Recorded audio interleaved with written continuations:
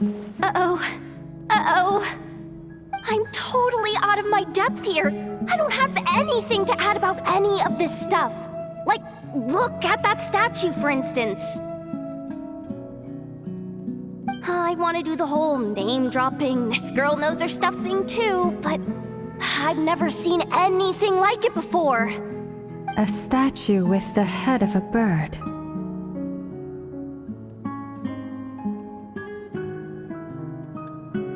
That's Thoth, the Ibis King, one of the 7 pillars of King Deshret. The legends say that he, the Crocodile King, and the Goat King were the 3 retainers of King Deshret. Let's take a look.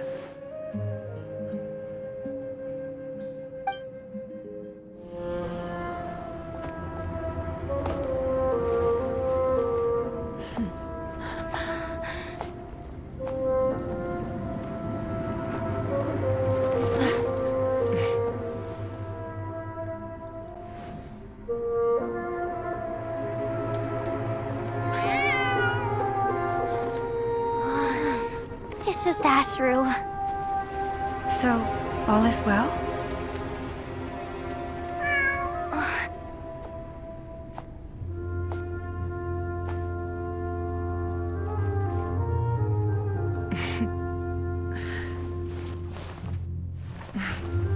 Typically speaking, at this point, the world disintegrates. Then we find ourselves back in the outside world. Besides, these are my memories. There's nothing to fear. You're sure? Of course. It's almost over.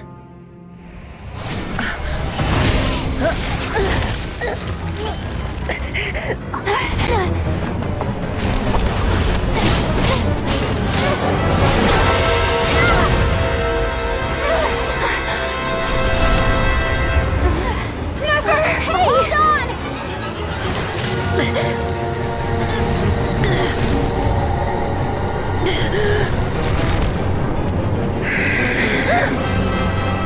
Knowing too much is always a death sentence. Speak for yourself.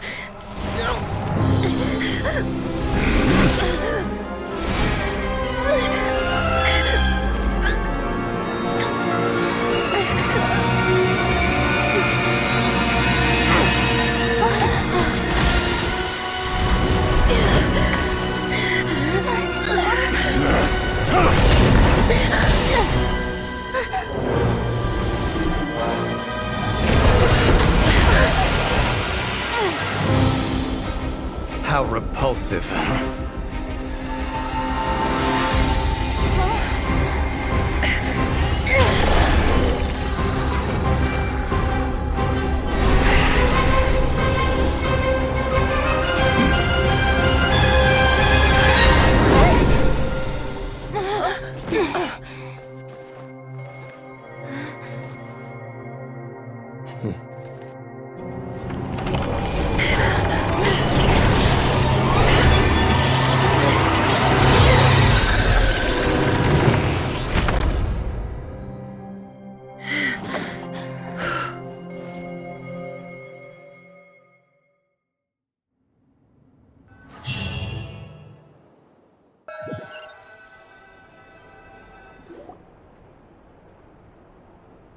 Timed that pretty well, didn't I?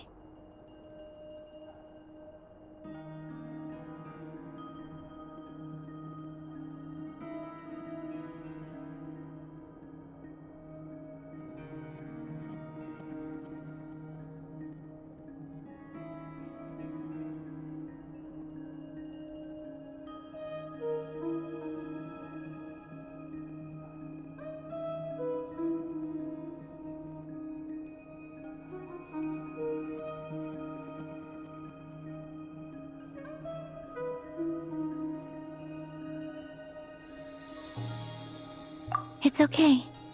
I'm just glad no one was hurt. Paimon noticed you doing something too, Dainsleif.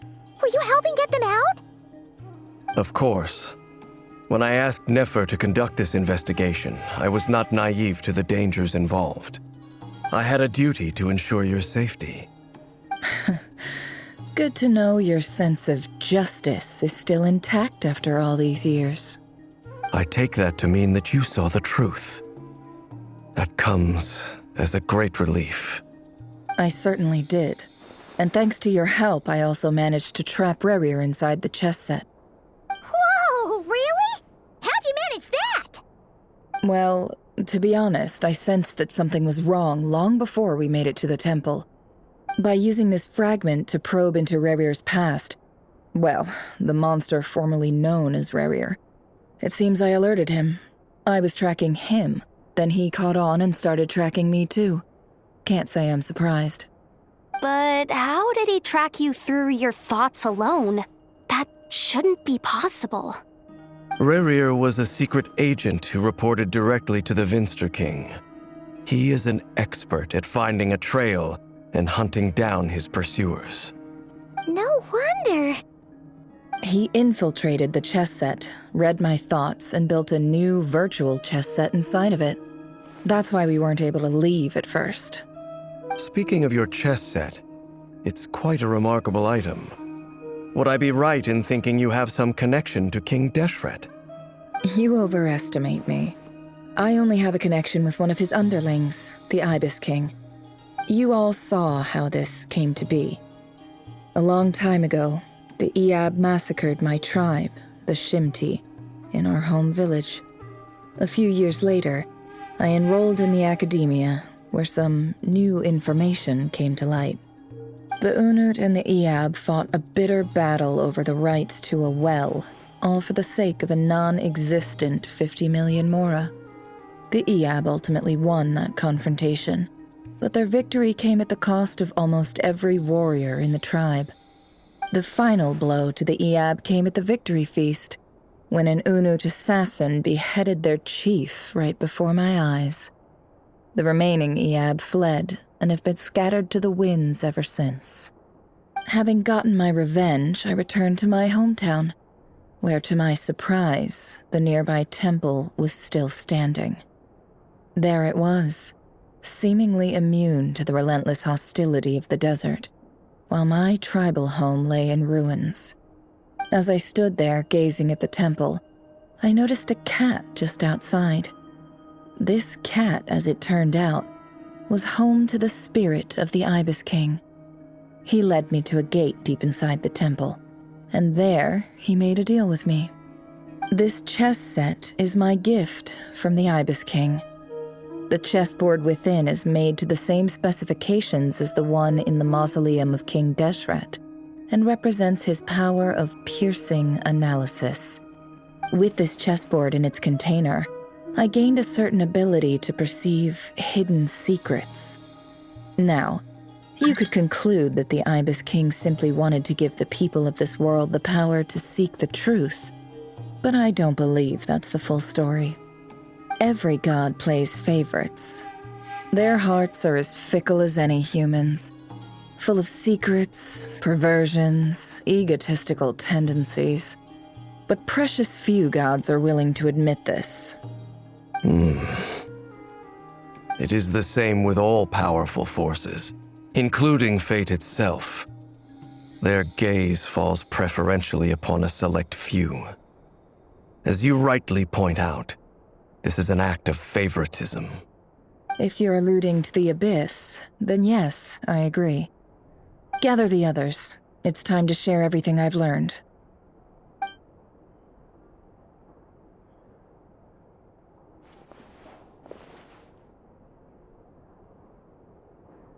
Thank you all for being here. As promised, I did some further investigating into the Reicher of Solnari's background. I am pleased to report that the investigation has been most fruitful indeed. The Reicher of Solnari, real name Rerir, was once a Khanrian subject who served the Vinster King. I will now share the important details of his story. Please save any questions or comments for the end.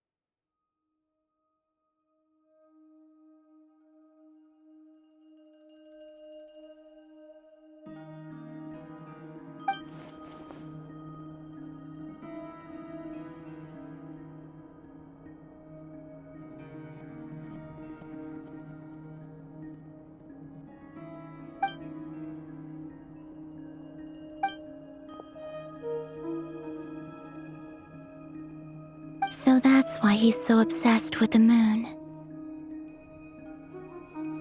A tragic tale, to be sure. But it does not excuse his many transgressions. No matter how much Rerir suffered in the past, the fact remains that he is what we know today as the Wild Hunt, wreaking havoc upon innocent lives in Notcry. He becomes more dangerous with each passing day. If left unchecked, it is simply a matter of time before all of Tevat suffers the consequences. This is a threat that the Knights of Favonius cannot ignore. A question for Miss Columbina. Forgive me if this is presumptuous, but have you ever seen the spatial gateway that appeared in Rerir's memory? Never. But I have heard stories of something called the Moon Gate, and this seems to fit the description. Miss Lauma, any thoughts on this? In the lore of the Frost Moon Scions, the moon is believed to hold many secrets. Some sources speak of ancient knowledge, others of a gateway to the unknown. The term Moon Gate is one I have heard before. But as is the case with all of our legends, there are no records of any first-hand witnesses. We cannot know whether it truly exists. Then back to Miss Columbina. As a moon goddess yourself, do you have some idea of where the Moon Gate leads to? Not at this stage, sorry. I do hold the power of the Frost Moon, and my strength is recovering well. I can sense that the gate would open at my command, but... But there's more to the power of the Frost Moon than that? Yes. A moon goddess has the right to open the Moon Gate, since it is a path to the moon. But as never mentioned, holding open a spatial gateway takes a huge amount of power. And right now, I need to conserve my energy to fight the Reihir of Solnari. I'm afraid this is one mystery we may have to leave unsolved for now. I agree. Better to save your strength. But if you'll humor me for a moment, I have a bold conjecture of my own regarding the world beyond the gateway. I highly suspect that neither Tholindis nor Rerir made it through unscathed. The evidence pointing to this is the fact that the Reihir of Solnari exists in the form of countless fragments. With the abyssal power he wields, no ordinary foe can touch him, let alone tear him to shreds. And yet, the Wild Hunt proliferates wherever his scattered fragments lie, drawing hordes of monsters to many different locations across the land. So your theory is that Rerir was physically torn to shreds by some powerful force? Hence, why the Wild Hunt is a distributed phenomenon, rather than a unified one? Makes sense to me. Explains why the Wild Hunt is so pervasive, and why he's been trying to piece himself back together. He was whole to begin with, and he wants to be whole again. Without the power of the Abyss on his side, he almost certainly would have perished the moment he was torn apart. But the Abyss, much like a curse, has kept him alive. I could not agree more. The power of the Abyss is most surely a curse. It is a compelling explanation, and one that accords with my present understanding of Abyss creatures. Whether the life form in question is primitive or advanced, if a curse has extended its lifespan unnaturally, it will continue to survive in spite of everything. This raises some interesting questions. I will run some experiments and see if there is any validity to my suspicions.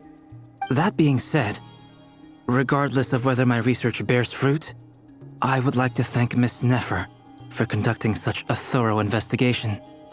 Already, it has greatly enriched my understanding of the entity we face.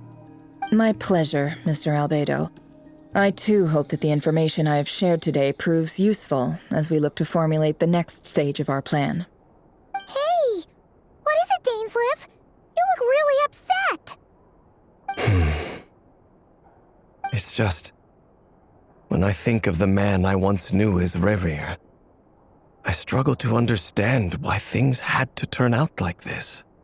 The two of you used to be friends, didn't you? I don't know if these words will bring any comfort, but my heart goes out to you. Mine too. We can never know all the hows and whys of the way things are. The moon and stars are full of untold secrets and lies, and the skies are host to many more mysteries than these alone. Yet, none of that can begin to compare with the complexity of human life. Those are the first comforting words I've heard in a long time. Thank you, both. Well, I think this is a good place to end today's meeting. I'm sure Nefer needs some time to recover. She's been through an awful lot today. That's very thoughtful of you, Lama. Of course. Sounds good to me. Take some time to rest and digest before we reconvene to nail down a plan.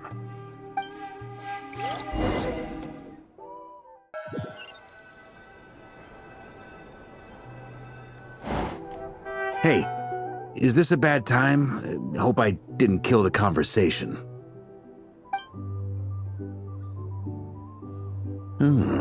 Nice room. Oh, I'm not coming in though.